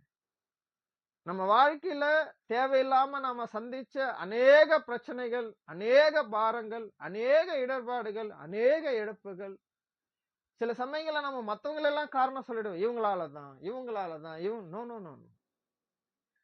அதுக்கு ஆணி வேற என்னன்னா நம்முடைய இருதயத்துல, நம்முடைய மனசுல தேவையில்லாத ஒரு சிந்தை வந்திருக்கு இல்லைங்களா, தோன்றிச்சு இல்லைங்களா, அந்த சிந்தைக்கு நாம இடம் கொடுத்ததுதான் காரணம். ஆனா கிறிஸ்துவ பற்றி, கிறிஸ்து இயேசுக்குள்ள இருந்த சிந்தை எப்படிப்பட்டதுன்னா, அவருக்குள்ள உருவாகிறது எல்லாம் தேவையில்லாத சிந்தை இல்ல, தேவனுடைய இருதயத்திற்கும் தேவனுடைய நீதிக்கும் அன்புக்கும் ஞானத்திற்கும் ஏற்ற சிந்தைகள் தான் அவருக்குள்ள இருந்தது. அதனால நாம இந்த மாதிரி அனுபவங்களுக்குள்ள நம்ம போகும்போது நம்மளே நாமளே ஒரு மாதிரி வருத்தி கொள்றது, மத்தவங்க மேல குற்றம் சாட்டுறது, இல்ல ஒருவேளை அப்படி பிரச்சனைகளுக்குள்ள இருக்கிறவர்களை கேலி செய்யறது, அது மாதிரி எல்லாம் இருந்துடக்கூடாது. ஏன்னா இதுக்கு யாருமே விதிவிலக்கு இல்ல. நமக்கு மத்தியில நீங்க எவ்வளவு பெரிய மூத்த சகோதர சகோதரிகள் என்று பார்த்தாலும், அவங்க கூட ஏதோ ஒரு சந்தர்ப்பத்துல ஏதோ ஒரு சூழல்ல தேவையே இல்லாம மற்றவங்க விஷயத்துல, அல்லது இங்க சொல்லப்பட்ட தேவையே இல்லாத ஏதோ ஒரு விஷயத்துல தலையிட்டு பிரச்சனைகளை சந்தித்தவர்களாக தான் இருப்பார்கள். புரியுதுங்களா? அதனால சகோதர சகோதரிகளை இது புரிந்து கொள்ளணும். அப்போ இதோடைய அடிப்படையான காரணம் என்னன்னா, தேவையில்லாத சிந்தைக்கு நாம இடம் கொடுத்ததுதான்.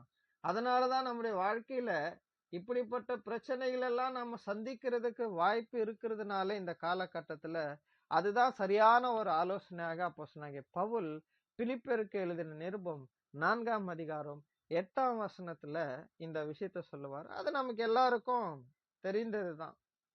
அதாவது திருவிழியம்ல எப்படி சொல்றாருன்னா, இறுதியாக சகோதர சகோதரிகளே, உண்மையானவை எவைகளோ, அதாவது உண்மையானவை எவைகளோ, அதாவது நம்ம இதுல எப்படி படிக்கிறோம்னா, உண்மை உள்ளவைகள் எவைகளோ, அதே தான் சொல்ற. உண்மையானவை எவைகளோ, கண்ணியமானவை எவைகளோ, நேர்மையானவை எவைகளோ, தூய்மையானவை எவைகளோ, விரும்பத்தக்கவை எவையோ, பாராட்டுதற்குரியவை எவையோ, நற்பண்புடையவை எவையோ, போற்றுதற்குரியவை எவையோ, அவற்றையே மனதில் இருத்துங்கள்ன்றார். அப்படின்னா அத மனசுல ரொம்ப ஸ்ட்ராங்கா பதிய வைங்க. அதாவது என்ன சொல்றேன்னா, முதல்ல உண்மையானவைகளை சிந்திக்க பழகுங்க. இது எல்லாமே இது ஒரு சிந்தை. இது பாருங்க, ஏற்கனவே நம்ம வாழ்க்கையில உண்டான அநேக பிரச்சனைகளுக்கு என்ன காரணம்னு பார்த்தோம்னா, தேவையில்லாத சிந்தைக்கு இடம் கொடுத்தது தான் ஆச்சுங்களா. பட் ஆனா இங்க என்னன்னா, இப்பதான் சொல்ற, தேவையான இந்த சிந்தைக்கு நீங்க இடம் கொடுத்தீங்கன்னா நம்முடைய ஆவிக்குரிய வளர்ச்சிக்கு தேவையான விஷயங்கள்ல மட்டுமே இது நம்மளை வழி நடத்துங்கிறார். ஏற்கனவே என்ன பார்த்தோன்னா, தேவையில்லாத சிந்தைக்கு இடம் கொடுத்ததான் தேவையில்லாத விஷயத்துல நம்மளை வழி நடத்திட்டு போயிடுச்சு. பட் தேவனுக்கு முன்னாடி எது உண்மை என்று அவர் சொல்றாரோ, தேவன் எதை உண்மை என்று நமக்கு மேற்கோள் காட்டுறாரோ, அப்படிப்பட்ட உண்மைகளையே நாம சிந்திக்கணும், அதையே மனசுல நாம வைக்கணுங்கிறார். அப்ப இங்க சொல்லப்பட்டதெல்லாம் என்னன்னா, சகோதர சகோதரிகளுக்கு முன்பாக உண்மையானவைகளையே சிந்திக்கணும். பட் ஆனா இது முதல்ல தேவனுக்கு முன்னாடி சிந்திக்கணும். தேவனுக்கு முன்னாடி எது உண்மையோ அதையே நாம சிந்திக்கணும். தேவனுக்கு முன்னாடி எது கண்ணியமானதாக இருக்குதோ அதையே சிந்திக்கணும். தேவனுக்கு முன்னாடி எது நீதியானதா இருக்குதோ அவைகளே சிந்திக்கணும். தேவனுக்கு முன்னாடி எது தூய்மையானதா இருக்குதோ அதையே சிந்திக்கணும். தேவன் எதைய நாம செய்யணும்னு விரும்புறாரோ அதையே நாம செய்யணும். தேவன் எதைய பாராட்டுவதற்குரிய விஷயமா சொல்றாரோ அதையே நாம செய்யணும். தேவனுக்கு முன்னாடி எது நற்பண்பான விஷயமா இருக்குதோ அதையே செய்யணும். தேவன் எதை போற்றுவதற்குரியவைகளாக சொல்றாரோ அதையே நாம சிந்திக்கணும், செய்யணும். அதான் சொல்ல, அவற்றையே மனதில் நிறுத்துங்கள். ஏன்னா சகோதர சகோதரிகளே, இதெல்லாம் தேவனுக்கு பிரியமான சிந்தைகள்னு சொல்றார். அதனால்தான் அப்போஸ்தலன் பவுல் ஒருவேளை கேஜேவில தெளிவா சொல்லும் போது, உண்மை உள்ளவைகள் எவைகளோ, ஒழுக்கம் உள்ளவைகள் எவைகளோ, நீதி உள்ளவைகள் எவைகளோ, கற்புள்ளவைகள் எவைகளோ, அன்புள்ளவைகள் எவைகளோ, நற்கீர்த்தி உள்ளவைகள் எவைகளோ, புண்ணியம் ஏதுவோ, புகழ் ஏதுவோ, அவைகளையே சிந்தித்துக் கொண்டு. அதனால நீங்க புண்ணியம் எதுவோ, புகழ் எதுவோ, புகழ் எதுவேன்னா அப்போ நம்ம மற்றவங்க நம்மளை புகழணுங்கிறதுக்காக வேலை செய்யணும்னு சொல்றாரா? அப்படி கிடையாது சகோதர சகோதரிகளே. என்ன சொல்றேன்னா, தேவன் முன்னாடி தேவன் புகழக்கூடிய விஷயம் எது இல்லைங்களா? ஏன்னா நமக்கு பாராட்டும், வெகுமதிகளும், ஊக்குவித்தலும், உற்சாகமும் முதல்ல நமக்கு யாருதான் கொடுப்பாரு? தேவன் கொடுப்பாங்க, கர்த்தர் இயேசு கொடுப்பாங்க இல்லைங்களா? இவங்க கொடுக்காத ஒண்ணு நாம மனுஷன்கிட்ட வாங்கணும்னு விரும்பணும்னா கண்டிப்பா அது இந்த சிந்தைக்குரிய சிந்தைகள் அல்ல. ஆக்சுவலா இதெல்லாம் தேவையான சிந்தனைகள். பட் நாம இது என்னதான் செய்யணும்னா, இதெல்லாம் நமக்குள்ள பழக்கம், வழக்கம், சுபாவம், இயல்பா ஆகும் வரையில என்ன பண்ணணும்? அதனால இந்த காலகட்டத்துல ஒருவேளை தேவையில்லாத விஷயங்கள்ல தலையிடுவது ஞானமற்ற செயல். ஆனா தேவையான விஷயத்துல தலையிடுவதெல்லாம் ஞானமான செயல். அப்ப இங்க இறுதியா நம்ம என்ன பாக்குறோம்னா, தேவையில்லாத சிந்தைகளுக்கு இடம் கொடுப்பதை தவிர்த்தோம்னா தேவையில்லாத விஷயங்களை தலையிடுவதும் தவிர்க்கப்படும். தேவையான சிந்தனைகளை இருதயத்துல அனுமதித்தால் தேவன் தலையிடுவதற்கு எதை தேவை, நம்முடைய ஆவிக்குரிய வளர்ச்சிக்கு தேவையோ அதுல தலையிடும்படி தேவன் அனுமதிப்பார். புரியுதுங்களா? இப்போ ஒருவேளை நமக்குரிய தேவனுடைய ஊழியத்துல நாம தலையிடுறோம்னா கண்டிப்பா அதன் மூலம் தேவன் நமக்கு பலன் தரும். நீதியாவும் நிறைய விஷயங்கள் இருக்கு சகோதர சகோதரிகளே. அப்போ இதுதான் நம்ம அங்க சிந்திச்சு பார்க்கணும். ஏதோ சிலர் குறித்து என்னமோ கேள்விப்படுறோம்னா உடனடியா நம்ம முடிவுக்கு வந்துடக்கூடாது. ஓ அப்படியா அப்படியா, உண்மை என்ன? அங்க உண்மை என்ன? அதை கண்டறிகிற வரைக்கும் ஒரு முடிவுக்கு, இன்னொருத்தர் விஷயத்துல முடிவுக்கு நம்ம வந்துடக்கூடாது. யாரு வேணா எது வேணா சொல்லலாம். ஏன்னா பாருங்க, இன்னைக்கெல்லாம் ஒருத்தர் குறிச்ச கேள்விப்படுற விஷயம் ஒண்ணுன்னா அது பல பேரை போய் சென்று அடையும் போது அது அத சொல்லுமே, முதல்ல கேள்விப்படுற விஷயம் ஒரு செங்கல் மாதிரி இருக்கும். ஆனா அதை பல பேர் போய் கடந்து போன அப்புறம் ஒரு வீடே கட்டிட்டு இருப்பாங்க. புரியுதுங்களா? இதெல்லாம் உங்களுடைய சொந்த அனுபவங்களே உங்களுக்கு தெரியும். ஸோ நமக்கும் இது தெரியும். ஒரு செங்கல் தான் கொடுத்துருப்போம், பிரதர் ஏதோ இப்படி நடந்திருக்குது அப்படின்னு ஒரு சின்ன விஷயம் தான் போவோம். ஆனா அதை பல பேரை சென்று கடைசி அடையும் போது ஒரு வீடே அங்க கட்டிட்டு இருப்பாங்க. இதுக்கெல்லாம் காரணம் என்னன்னா, உண்மையான விஷயங்களை கண்டறியறது தவறுதான். அதே சமயத்துல என்னன்னா, அநேக ஒழுக்கக்கேடுகளுக்கு காரணங்கள் என்னன்னா, ஒழுக்கமானதையும் தேவனுடைய என்ன சொல்லலாம் நீதியின் கொள்கைகளுக்கு உட்பட்ட விஷயங்களும் நம்ம தவறுதான். இது நம்ம எல்லார் வாழ்க்கையில நடக்குது. ஆனா சில சமயங்கள்ல விழுந்தவர்களை போய் அப்படியே கழுத்து பிடிப்போம். இங்க யாருக்கும் அந்த அனுமதி கிடையாது. தேவன் முன்னாடி யாரு எது தவறி போனாலும், அதான் அப்போஸ்தலன் பவுல் சொல்லுதான், அவன் விழுந்தாலும் எழுந்தாலும் அவன் எஜமானுக்கு பதில் சொல்லணும் இல்லைங்களா? அதான் சில நேரத்துல சிலர் தவறு செஞ்சதை கேள்விப்படும் போதெல்லாம் ரொம்ப வெறப்பா ஆயிடுவோம். நம்ம என்னமோ கொஞ்சமே நீதி தவறாம நடக்கிற மாதிரி நினைச்சுப்போம். பட் அப்படி கிடையாது. அவர் என்ன சொல்றாரு, நீதி உள்ளத சிந்திங்க, அதையே திரும்ப திரும்ப சிந்திங்க, அதையே திரும்ப திரும்ப செய்யுங்க, அதாவது நடைமுறையில கொண்டு வர முயற்சி செய்யுங்க. காலப்போக்கில் அது சுபாவமா வழக்கமா மாறிடும். பாருங்க, இன்னைக்கெல்லாம் நாம ஒரு நல்ல நல்ல எண்ணங்களின் படிதான் நடக்கணும்னு விரும்புறோம். மற்றவங்க விஷயத்துல நீதியாவும் அன்பாவும் நடக்கணும் தான் நினைக்கிறேன். ஆனா நடக்க முடியல இல்லைங்களா? காரணம் என்னன்னா, நம்முடைய தொடர் முயற்சிகள் கைவிடப்படுது இல்லைங்களா? அப்ப பாருங்க, அதான் சொல்ற நீதி உள்ளவர்கள், ஒழுக்கம் எல்லாமே இதெல்லாம் தேவனுக்கு முன்பாக நமக்குள்ள இருக்க வேண்டிய சிந்தைகள் சகோதர சகோதரிகளே. சரிங்களா? சோ அப்போ இது நம்ம சிந்திச்சு பார்த்து ஒருவேளை இந்த காலங்களும் இந்த நாட்களும் இப்படியாக இருக்கும்போது நம்முடைய ஆவிக்குரிய வளர்ச்சிக்கான விஷயங்கள் மீது நாம கவனம் கொடுப்போம். அதே சமயத்துல நம்முடைய சுய ரட்சிப்பின் மீது கவனம் வேண்டும். மற்றவர்களுடைய ரட்சிப்புல எந்த அளவுக்கு நம்முடைய பங்களிப்பு கொடுக்க தேவன் அனுமதிக்கிறாரோ அந்த அளவோட நாம நிறுத்திக்கணும். மீதி தேவன் பார்த்துக்குவான். சரிங்களா? அதனால தேவையற்ற சிந்தை தான் தேவையில்லாத பிரச்சனைகள்ல நம்மள அங்க தலையிட வைத்தது. சோ இதை நாம புரிஞ்சுக்கிட்டு, ஒருவேளை பாடத்தை கேட்கிற நீங்களாக இருந்தாலும் சரி, பேசுற நானாக இருந்தாலும், ஒருவேளை இதை கேட்கிற யாராக இருந்தாலும், சோ இந்த மாதிரி ஒரு நிலைக்குள்ள நம்மள நாமோ இது போன்ற சத்தியத்துக்குள்ள வழி நடத்த வேண்டிய பொறுப்பு நம் ஒவ்வொருவருக்குமே அங்க இருக்கு சகோதர சகோதரிகளே. சோ தேவன் தாமே கேட்ட அவருடைய வார்த்தைகளின்படி நம்மை ஆசீர்வதித்து கிருபையாக வழி நடத்துவாராக. ஆமென்.